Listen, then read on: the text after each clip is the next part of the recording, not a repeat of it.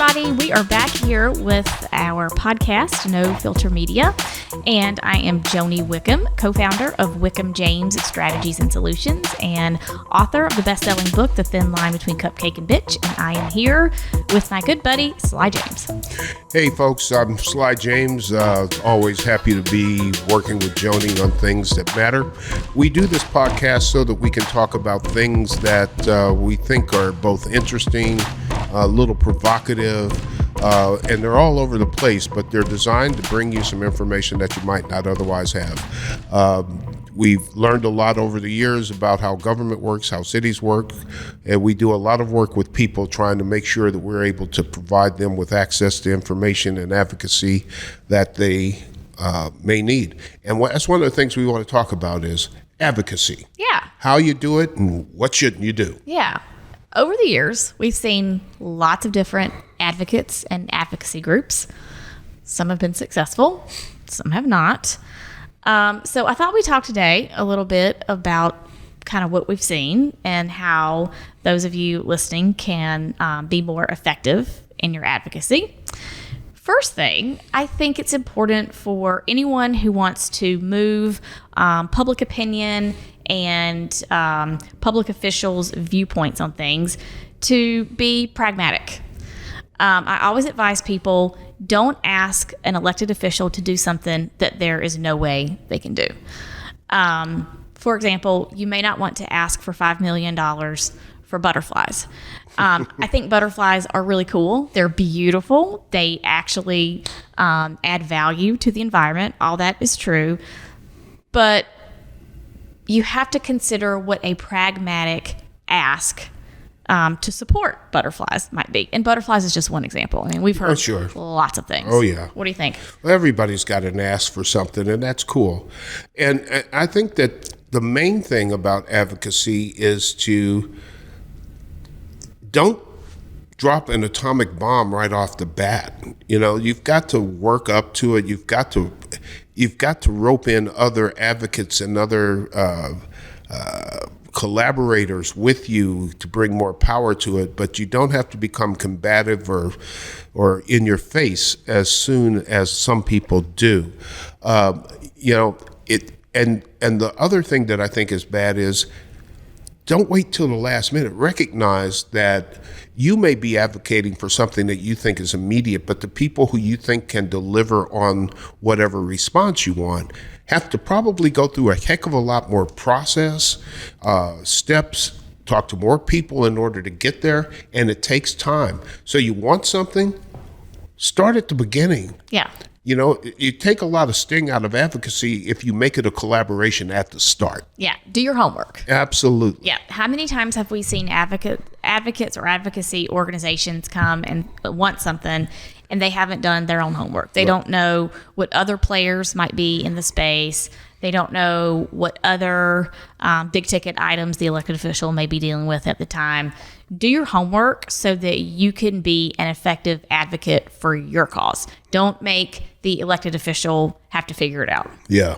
And I also think that when you're being an advocate for a cause or a neighborhood or something outside of government, that you don't do things that turn the people you're advocating to against the people you're advocating for. Yeah. I mean, you can, not everything has to be a fist fight. I think that a lot of times people misunderstand and think that because somebody's on the other side of the table that they're automatically against whatever you're advocating for. Not necessarily true. They may be in favor of what you're advocating for, but have a different idea about how to get there, or recognize the restraints that they have on them in order to help you get there, but may be able to offer alternatives. So I think the first part of advocacy is know who your friends are and be careful about declaring those potential friends as enemies too early, because once you declare them an enemy, they're going to stay an enemy. Yeah, for sure. I also think another issue to keep in the back of your head is that usually elected officials are dealing with 30 hot potatoes, and the public may actually be aware of maybe 10 of them. And so there's all these things swirling in the background that you may or may not even know about. And so make sure you make it easy for them to say yes. That may sound a bit cheap to some people, but it kind of is how public policy gets done in a sustainable, effective way. Right. Well, I think, frankly, there are more people looking for win-win circumstances than we think. Yeah. And I've always thought that you can't go into a situation where you want 100% of the pie and expect the other person to simply say, by all means, here, take it. There has to be some way for both sides to benefit from any deal that's being struck, any deal that's being made. And I think one of the other things, too, is that people are looking for absolutes. Much of what happens in this society, much of what happens in government, much of what happens in any level of change is incremental. You don't get from A to Z in one fell swoop. Sometimes you have to go from A to D and from D to M and from M to Z or X before you get to Z. Be happy with those incremental changes, build on them, but in order to build on those incremental changes, you have to be able to go back to the coalitions that you had to get the first change and work with them again to move it further. If you piss them off at the beginning, they're not going to work with you to get further down the line.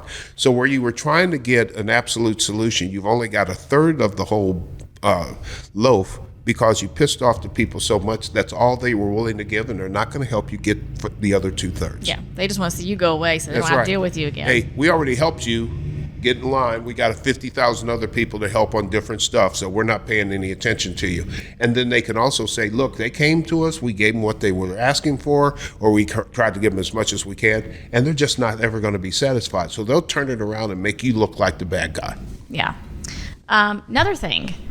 Know what success looks like in your mind. Have a goal in mind.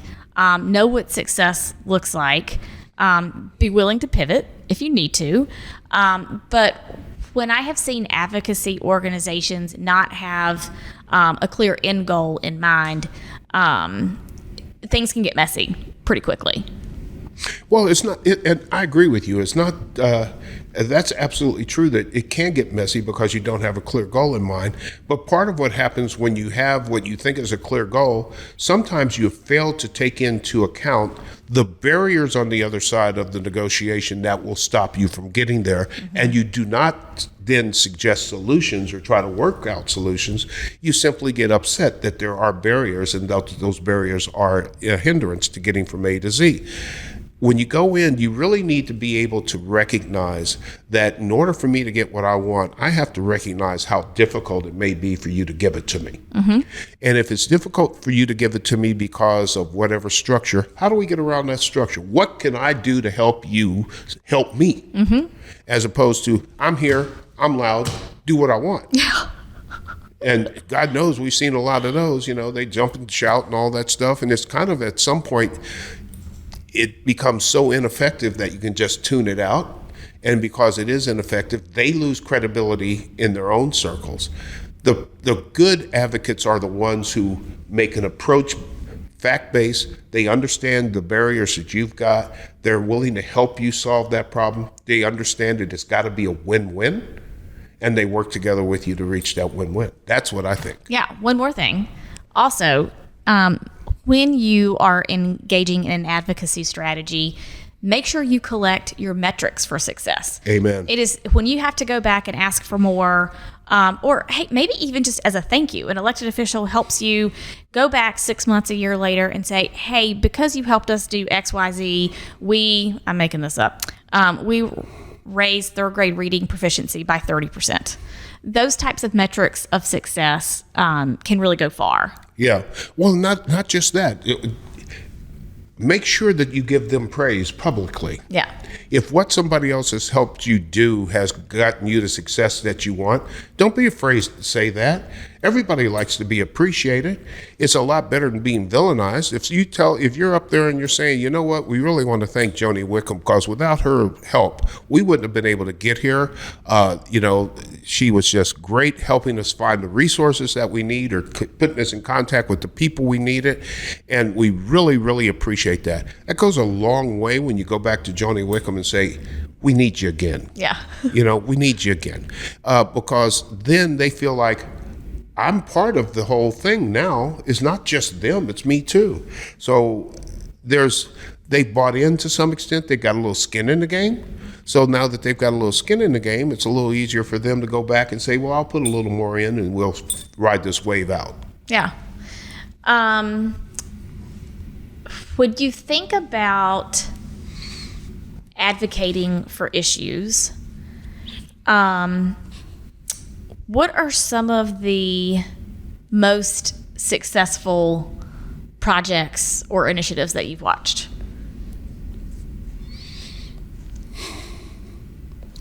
That's a very good question. Well, let's take a client. Let's take United We. Oh, yeah. Okay? That started off as like a little bitty cottage industry that started in our office with the Appointments Project. Look at what it is now. Yeah.